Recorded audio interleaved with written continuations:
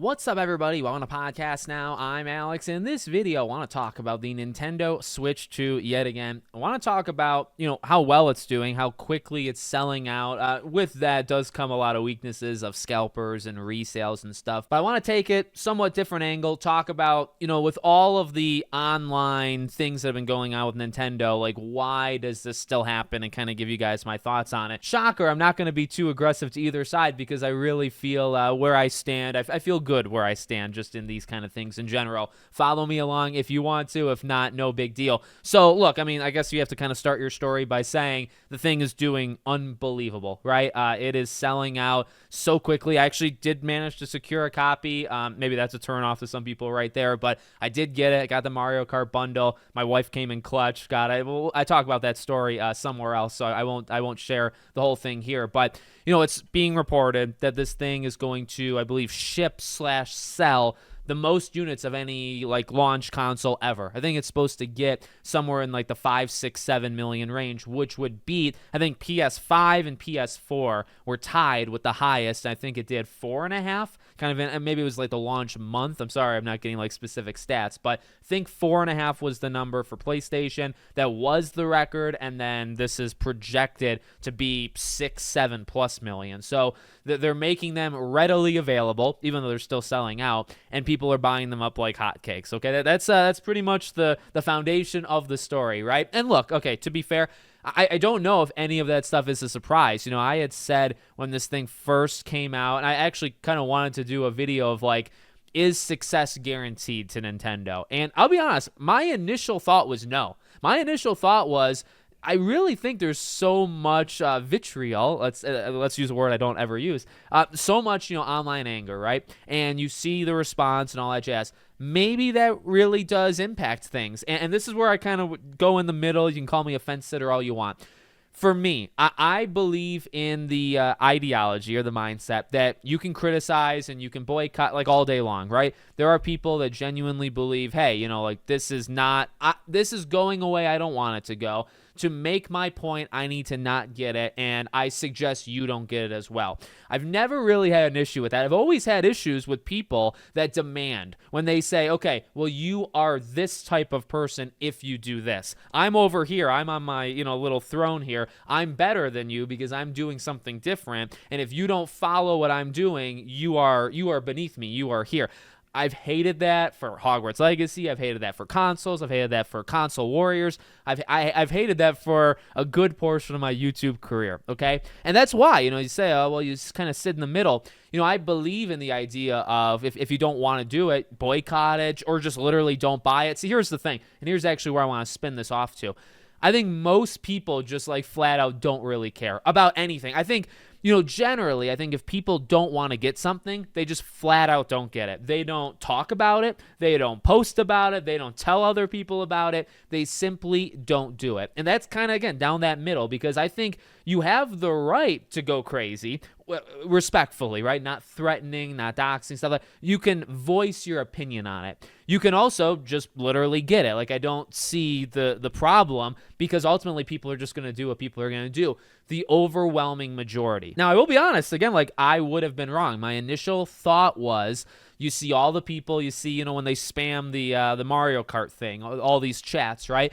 Lower the price, lower the price. Look, do I think people are genuinely upset about that? Yes. And do I also think that this sets a bad, future for the gaming industry? Not necessarily the console. I think I've always said that. The console's price, yeah, it's probably $50 too much, but it's within range. It's within range of what I thought it was going to be. And, it's a new Nintendo console. I don't know. I know people wanted it to be $350. I get that, but it was within the range in my head, so I'm not going to flip out too much. The gaming price increases, I do think, is a legitimate concern. You can call me a hypocrite for then, doing the Mario Kart bundle. However, I would counter with, I guess I'm saving money, because if I bought Mario Kart World separately versus this bundle, you're actually spending more money. But regardless, I get that. I get that. My point being, though, and one of the things I want to talk about in this video, it's tough because I do think there's good points, and I've vocalized those points online.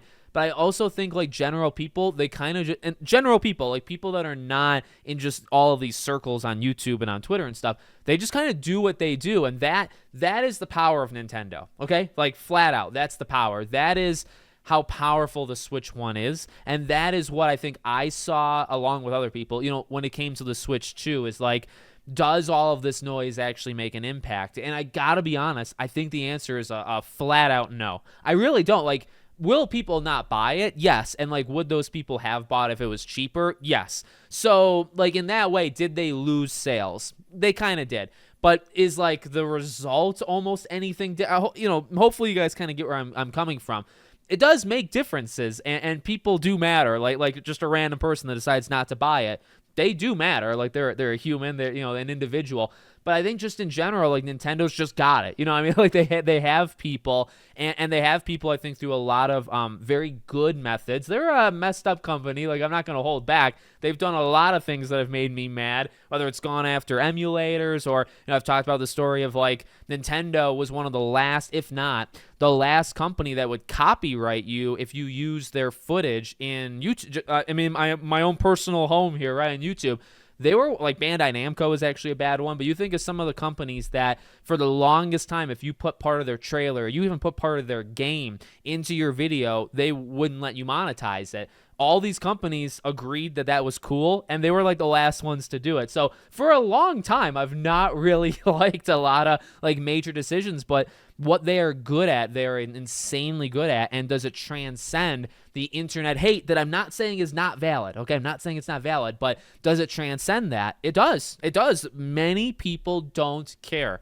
And that could scare you. It might scare me when it comes to, the game prices. That's where I'm actually going to put up a little bit of a fight here. Like, when it comes to like Mario Kart World, I wanted it. And I do think it could be worth $80. I mean, if you're going to play that game for 5 years, and, I have a family, a wife and a daughter, if we play it once a week or even once a month, and we do it for 5 years, I think that adds up to $80 of value in my head. But, again, the value I think is $50 that you're getting for that bundle. But I am being very careful. Like, I don't plan on getting Donkey Kong. To be honest with you, a 3D Mario game, Metroid, like those are and the 3D Mario game isn't actually even confirmed yet. Like, I'm not going to have a big library for this thing for a long time, because I'm not going to do $80. Like, that's just not going to happen. So I try to find that workaround with World, with the bundle, but I'm not really planning on that anytime soon, after. So there are times where I'm going to put my foot down, and again, I'm not saying like that's not a respectful thing to do. In fact, it kind of is. But I just, ultimately, does it really matter? And it does matter, it's individuals and stuff, but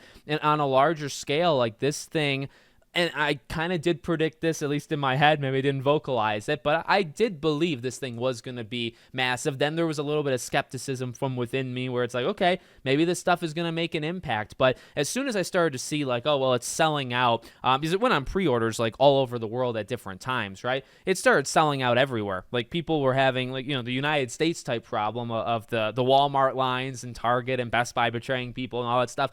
That was happening everywhere. And as soon as I saw that, I said, okay, so it really did make a noticeable impact on the sales. Like, the thing is selling out, and it's selling out with more units available. You know what I mean? Like, there's more Switch 2s than there were Switch 1s at launch, more than PS5, more than PS4, and the thing is still going to sell out. Like, it's going to sell. This is what's crazy. It's going to sell 6, 7, 8 million units. That's already nuts. But then to do it and to sell out, like not just selling it, but then also to sell it out where actually you could have done more at launch, but you didn't have the required materials and stuff. That is insane to me. So I don't know. It's definitely interesting. Like, it always was going to be interesting, but we'll see kind of how it does in the first month and I guess the first year, really, because I don't think it's going to stop. I don't think it's going to slow down. Again, like, these kind of things breed problems, the scalpers and reselling it for like $200 more than it's really worth, all that jazz. I hate that. Like, that stuff is despicable. I hate that stuff. But no company, I guess, has really found out how to fight against it, at least not yet. So, yeah, just kind of wanted to throw it out there, to hear what you guys have to say about it as well. It's interesting. I don't hold anything against anybody for getting it or not. Like, I don't think, and again, to solidify solidify that point. I don't think it makes you an evil, terrible person who wants to see the world burn if you got it, you're contributing to the death of society. Like there's some things that I think are just a little over-exaggerated about what I said just now, but I think legitimate people believe that. So you have that side. And I do think it's respectable to not do it. But I don't like putting people in the situation of like pick one and not just pick one, because ultimately everyone does make a choice. I made the choice to get it, right? You may have made the choice to get it or not get it. It's not just that. It's then the next part. It's then you need to make a choice, but then here's what that makes you after you make that choice. And that's the stuff that I've hated for a long, long time. And I've never really want to be a part of that. So let me know what you guys think in the comments. Make sure, as always, you're subscribed to the channel, bell icon turned on, and I hope to see you all on the next one.